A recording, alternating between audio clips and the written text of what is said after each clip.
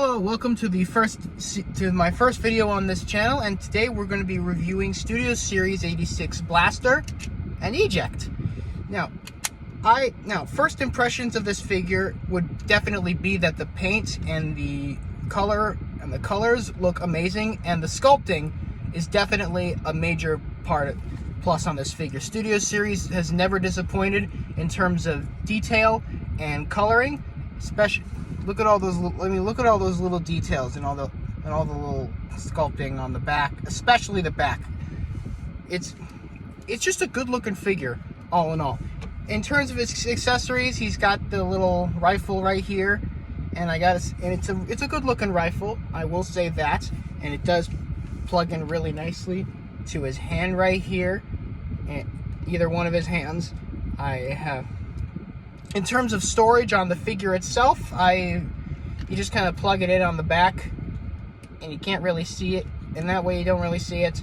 But I usually just kind of throw it into a shelf, because I don't pose him in my collection with the rifle, is what I'm saying. And before we actually get into the transformation and almost forgot. Articulation. This guy's got some pretty good posability, especially in the arms and especially those legs. Those have a very good range of motion, especially with that ankle tilt. And in terms of arms, we can see here you got some pretty good 360s in motion, and I've personally found that a good way to get this guy to actually press his own buttons is that usually you do this for the transformation, but you can also do it like this. That's pretty interesting in my opinion. Now, as I was saying, before we actually get into the whole transformation and alt mode, we should first try to check out Eject. Now, as I get him out of this cassette mode, I will say, recently I learned that we will be on the grapevine, we will be getting a Studio Series Steeljaw more recently this year, maybe even in 2025. And you know what? I am all for it. I think Blaster is sorely lacking in the mini-cassette department, especially compared to what we've been getting for Soundwave as of recent. And I am pretty open, and I feel like Blaster should get some more love, especially since, I've been hearing we may be getting a G1 style Soundwave in the future, maybe in the Legacy line, maybe in the Studio Series line. But for now, let's look at Eject. I think this is a pretty good looking figure.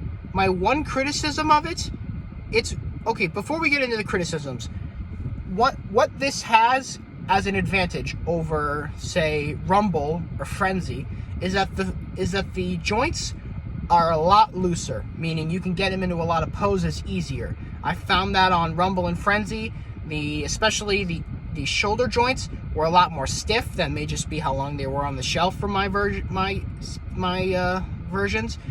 And especially, I didn't realize he had this kind of posability. That's neat. Although that makes sense. Yeah. Anyways, one thing I did find weird was how they decided to sculpt his arms and legs, his forearms and his calves, especially. Like those feet, they're pretty small, but I'm willing to overlook that. But I don't know, this may just be my opinion, but doesn't it feel like these arms are a bit chunky? I don't know, that may just be my opinion. He's still a pretty good addition to Blaster in my opinion. And now let's get him back into his cassette alt mode, which is a pretty good looking cassette. I wouldn't know though. I was born before the time of the dinosaurs. Now, what I found is the best. Now, I found that he can have some clearance issues getting him back in the Blaster. So what I found helps is that you put him on an angle like this along the front side and just slide him there, and it gives you just enough clearance to just snap him right in. And if you want to get him back out, you just press any of these buttons on this bar and it just pops right out.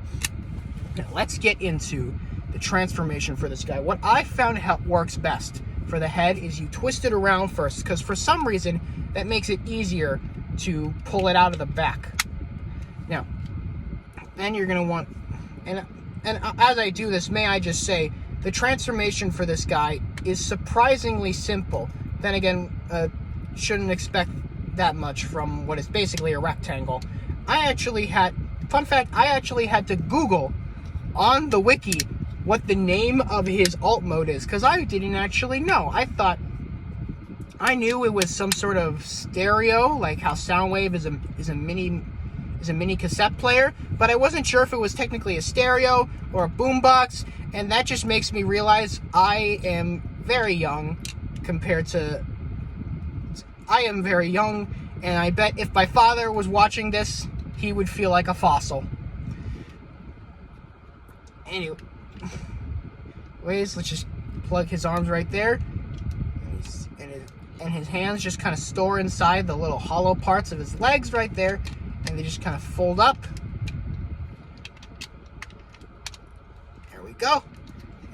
And then right back here, you're gonna find the little handle parts for the stereo. It's actually not a stereo. Apparently, it's a ghetto style boombox, whatever the hell that means. Just push that in, and now we have the boombox alt mode. And this is just a cute little thing. I love how this looks. This is just wonderful. Definitely a great way to store him. I myself have on multiple occasions just left him as this boombox mode on my shelf or on my desk, just kind of staring at. I'll just kind of look at it. It's like, yeah, that looks nice. And you still have that cassette feature right there.